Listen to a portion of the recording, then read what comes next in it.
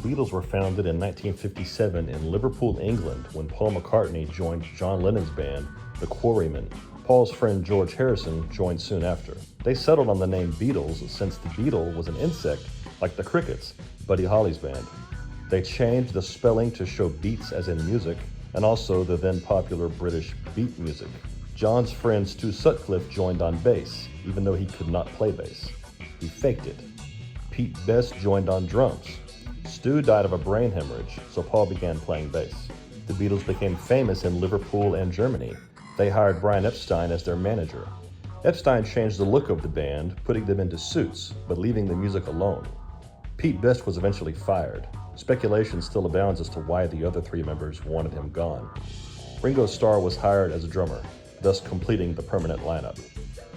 The band began recording with George Martin, who would greatly craft and polish their sound on their studio recordings.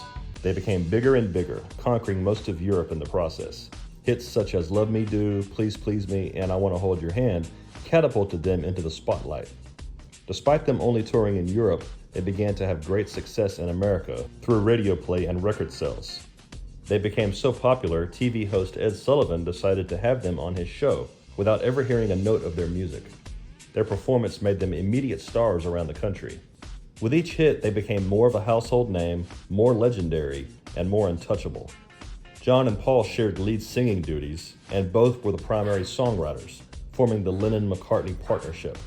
The Beatles would star in 2 movies, A Hard Day's Night and Help.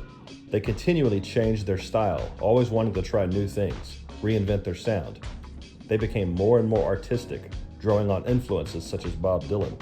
The Beatles helped to usher in psychedelia, which showed early signs in 1966 with songs like Yellow Submarine and Tomorrow Never Knows. Tired from the road, they ended their touring career, and they began working on their most ambitious album, Sgt. Pepper's Lonely Hearts Club Band.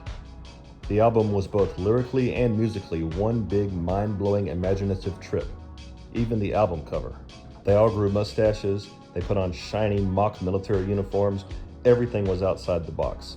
And the album was a huge hit.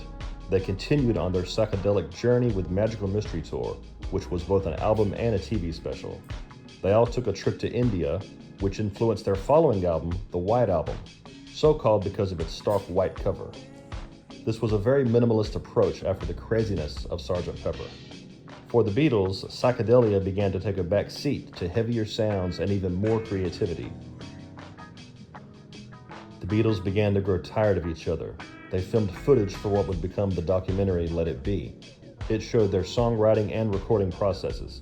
They ultimately sent the songs to Phil Spector, who they let mix the album, while the Beatles would focus on one more masterpiece, Abbey Road. Once again, the groundbreaking songs were accompanied by an iconic and much copied album cover. The Beatles disbanded in 1970. All 4 members pursued successful solo careers.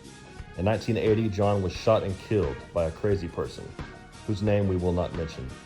The 3 remaining members got together to release the Beatles anthology in 1995, which included interviews and 2 new Beatles songs. Later on, George was attacked in his house, but he lived through it.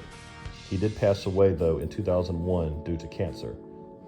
Paul and Ringo are still with us today, both in their 80s.